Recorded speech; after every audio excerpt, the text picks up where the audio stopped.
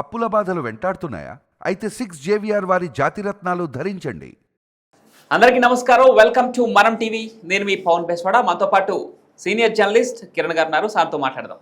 Sir నమస్కారం. నమస్తే పవన్. మరికొన్ని రోజుల్లో టాలీవుడ్ చిత్ర పరిశ్రమ మొత్తం ఇండస్ట్రీ మొత్తం ఏపీకి వెళ్ళిపోతుందంట కదా సార్? ఎందుకు వచ్చింది ఆ సందేహం? లేదు, ప్రభుత్వం ఏర్పడిన వెంటనే టాలీవుడ్ని మేము ఆహ్వానిస్తాం, వైజాగ్ వచ్చామని చెప్పేసి, లేదంటే మా అమరావతికి వచ్చామని చెప్పేసి మొత్తం ఆహ్వానిస్తాం అని చెప్తున్నారు.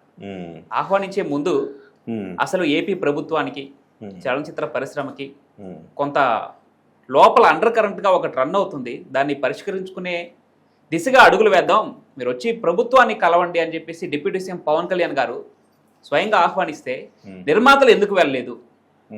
తిరిగి ఈరోజు పవన్ కళ్యాణ్ సినిమా రిలీజ్ కాబోతా ఉంటే దానిపైన ఒక భారీ కుట్ర ప్లాన్ చేశారని చెప్పేసి ఒక పెద్ద చర్చ నడుస్తూ ఉంది. అటు ఏపీలోనే కాదు, ఇటు తెలంగాణ వ్యాప్తంగా పూర్తిగా టాలీవుడ్లోనే ఇదొక సంచలనమైన వార్త అయిపోయింది. అసలు ఏం జరుగుతుంది? దీనిపైన మీ విశ్లేషణ ఏంటి? అంటే ఇక్కడ ఆంధ్రప్రదేశ్కి టాలీవుడ్ చిత్ర పరిశ్రమ వెళ్ళడము అనేది అంత సహేతుకము కాదు, అంత సాధ్యము కాదు. రీజన్ ఏంటంటే మనం కూడా ఇది కూడా తెలుగు రాష్ట్రమే కదా, హైదరాబాదు ఉండేది. ఇక్కడ హైదరాబాద్లో ఉంది ప్రస్తుతం పరిశ్రమ, తెలుగు రాష్ట్రమే.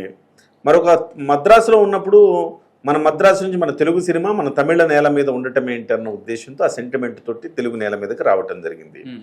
ఇవాళ ఇక్కడి నుంచి అక్కడ దాకా వెళ్ళటం అనేది బహుశా జగన్మోహన్ రెడ్డి గారు అడిగారు అంతకుముందు, వచ్చేసేయండి అన్న అందరికి ఇచ్చేస్తారు స్థలాలు అని.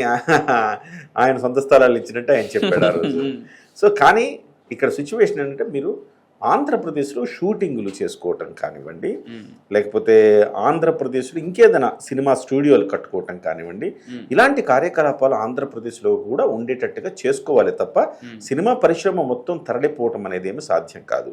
రెండు చోట్ల ఉంటారు, ఆడా ఉంటారు, ఈడా ఉంటారు, తెలుగు భాష లెక్క. సో కాబట్టి అది ఇబ్బంది ఏం లేదు, అదొక పెద్ద చర్చ కూడా లేదు. ఇప్పటికే చాలా మంది మీరు చూడండి, చాలా సినిమాలు మనకి విశాఖపట్నం వేదికగా షూటింగ్లు జరుపుకుంటున్నాయి. సముద్రం కావాలంటే ఏం చేయాలి? హైదరాబాద్లో ఉండి చేయలేంగా షూటింగ్, విశాఖపట్నంకే వెళ్ళాలి, లేదా ఆ కోస్టల్ తీరానికి వెళ్ళాలి. సో కాబట్టి సందర్భాన్ని బట్టి అనుసరించి సినిమాలు ఎక్కడ తీయాలో అక్కడ తీస్తున్నారు. సో దాన్ని పక్కన పెడితే, సో ఆంధ్రప్రదేశ్ ప్రభుత్వం వచ్చిన తర్వాత గతంలో తెలుగు సినిమా ఇండస్ట్రీకి గతంలో ఎంతో నీచంగా చూసిన పరిస్థితి కనిపించింది. జగన్మోహన్ రెడ్డి గారు వీళ్ళందరినీ ఒక ఆట ఆడుకున్నారు. సో 10 రూపాయలు 20 రూపాయలు పెట్టి టికెట్లు అమ్మించడము, తహసీల్దార్లు పెట్టి టికెట్లు అమ్మించడము, సో వీళ్ళని ముప్పు తిప్పులు పెట్టి మమ్మల్ని క్షమించండి మహాప్రభు, మిమ్మల్ని కలుస్తాం వచ్చి అని చెప్పి వెళ్ళేంత వరకు తెచ్చుకున్నాడు.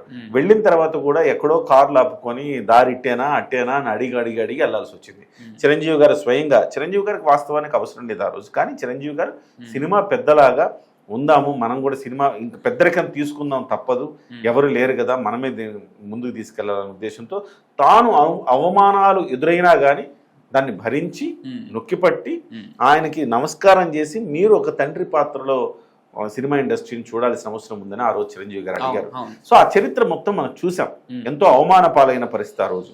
సో అలాంటిది ఇవాళ కూటమి ప్రభుత్వానికి, వాళ్ళ కూటమి ప్రభుత్వం ఏమనుకున్నదంటే, ఎంత అవమానపడ్డారు కదా, అలా కాదు, ఇండస్ట్రీకి ఇంకా ఏదైనా చేద్దాం అని Telugu Desam party and Janasena party కూటమి ఆలోచించింది. ఎస్పెషల్లీ పవన్ కళ్యాణ్ గారికి సినిమా ఇండస్ట్రీలో సమస్యలన్నీ పూర్తిగా అవగాహన ఉన్నాయి. కాబట్టి ఇలాంటప్పుడు సినిమాకు ఒక పరిశ్రమ హోదా ఎలా తీసుకురాగలం, సో ఈ రకమైన ఆలోచనలు చేస్తూ ఉన్నారు. సో మీరు గేమ్ చేంజర్ సినిమాలో కూడా మీరు చూస్తే యువతనంతా కూడా వాళ్ళని ఈ ఆర్ట్ వైపు నడపటానికి కావాల్సిన విధంగా కొన్ని శిక్షణా తరగతులు నిర్వహిద్దాము, ఇలా కొన్ని సంస్థలను ఆహ్వానిద్దాము, ఆంధ్రప్రదేశ్లో ఈ ఫిల్మ్ డెవలప్మెంట్ చేద్దామని చెప్పేసి ఆయన చెప్పారు. సో చెప్పినప్పుడు అది చెప్పారు, అంతకుముందు వీళ్ళని పిలిచినప్పుడు వెళ్ళాలి కదా వీళ్ళు. టికెట్ ధరలు కావాలనుకున్నప్పుడు మాత్రం వెళుతున్నారు, టికెట్ ధరలు పెంచుకుంటున్నారు, వస్తున్నారు. మరి మీరు ఒక్కసారి ముఖ్యమంత్రి గారిని కలవండి, కూర్చొని సినిమా పరిశ్రమ గురించి ఆలోచిద్దామంటే ఎవరికి తీరికలేదు. సో ఇంతలా నేను చెప్పి గత ప్రభుత్వంలో నష్టం జరిగింది ఇండస్ట్రీకి, ఈ ప్రభుత్వంలో న్యాయం చేద్దాం, ఇండస్ట్రీకి ఒక పరిశ్రమ హోదా తెద్దాం, ఇండస్ట్రీలో ఉండే కార్మికులకు సంక్షేమం ఇద్దామని చెప్పేసి పవన్ కళ్యాణ్ గారు ఆలోచించి చేస్తే ఒక్కళ్ళు వెళ్ళలేదు. వెళ్ళకపోగా ఆయన సినిమా మీదనే కుట్ర చేశారు. కుట్ర చేస్తే మండదా అండే, మండదా, మండింది ఆయనకి. మండి స్ట్రైట్ అవే కొట్టాడు. ఇక్కడ నేనేమనుకున్నా, నేను చాలా ఆశ్చర్యపోయా, ఇంత స్ట్రైట్ గా కొట్టారంటే పవన్ కళ్యాణ్ గారు అంటే దాని వెనక ఊహకందని కుట్రలు దాగి ఉన్నాయి, దాని మీద వాళ్ళకి స్పష్టమైన సమాచారం ఉంది, అందుకే వాళ్ళు ఈ రకమైన స్పందన పవన్ కళ్యాణ్ గారి నుంచి వచ్చింది అని నాకు తర్వాత అర్థమైంది. సో ఓవరాల్ గా ఇవాళ పవన్ కళ్యాణ్ గారు కొట్టిన దెబ్బకి కలుగుల్లోంచి ఒక్కొక్కడు బయటకు వస్తున్నాడు. సో కల్పరిట్లు మిగిలిపోతారు బయటకి రాకుండా. కలుగుల్లో నుంచి బయటకు వచ్చి మా తప్పేం లేదు, మీరు చెప్పిందే కరెక్ట్ అని ఇవాళ ఇప్పుడు తాజాగా పవన్ కళ్యాణ్ గారు మళ్ళీ ఒక లేఖ రాశారు. లేఖ అంటే ఒక ప్రెస్ నోట్ ఇచ్చారు. ఆ ప్రెస్ నోట్ లో మీరు సన్నాయి నొక్కులు నొక్కారు కానీ చాలు, మిమ్మల్ని మాత్రం వదిలేది లేదు, మొత్తం వ్యవస్థను ప్రక్షాళన చేసి తీరుతాం, నిఠారుగా నిలబెడతాం వ్యవస్థని అని చెప్పారు ఆయన. ప్రతిదీ ఇక నుంచి అన్నింటినీ కూడా పరిశీలన చేయమని ఆదేశాలు జారీ చేశారు. అంటే కూల్ డ్రింక్ ఎంతకు అమ్ముతున్నారు, పాప్కార్న్ ఎంతకు అమ్ముతున్నారు, వాటర్ బాటిల్ అమ్ముతున్నారు. మీరు సినిమా థియేటర్కి వెళ్తే వాటర్ బాటిల్ కొనుక్కోవాలి. వాస్తవానికి వాటర్ అనేది ఫ్రీగా ఫెసిలిటేట్ చేయాలి.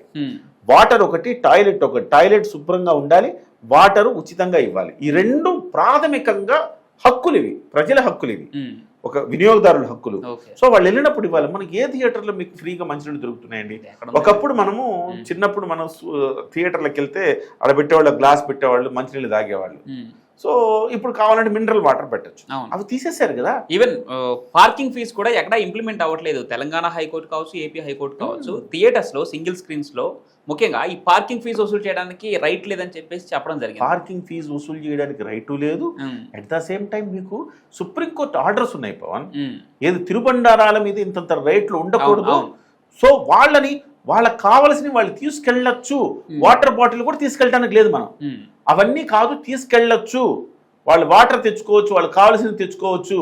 సో ఇంతంత రేట్లు ఉండకూడదు, దీని మీద మీరు నియంత్రణ చర్యలు ఉండాలని చెప్పి సుప్రీంకోర్టు చెప్పింది.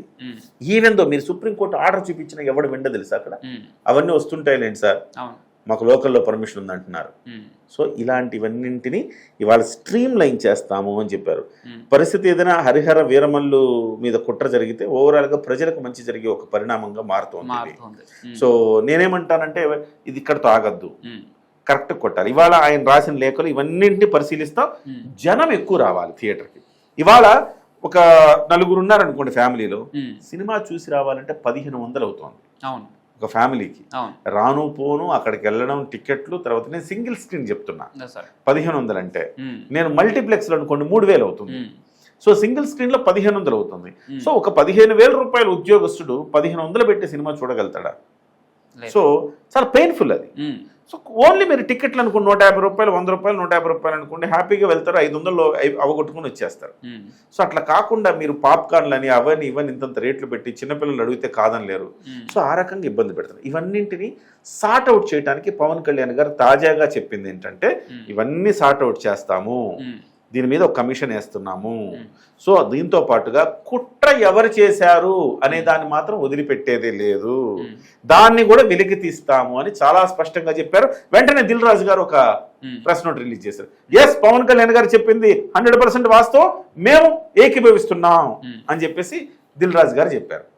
సో దిల్ రాజు గారు ఏకీభవిస్తున్నారు, అల్లు అరవింద్ గారు ఏకీభవిస్తున్నారు, పవన్ కళ్యాణ్ ని ఆపే దమ్ము ఎవరికైనా ఉందా అని ఇద్దరు అంటున్నారు. మరి ఆ దమ్ము కలిగిన కల్ప్రిట్ ఎవరు? ఇప్పుడు ఇది చర్చ ఉభయ రాష్ట్రాల్లో జరుగుతూ ఉంది. Pawan sir, thank you so much. నమస్తే.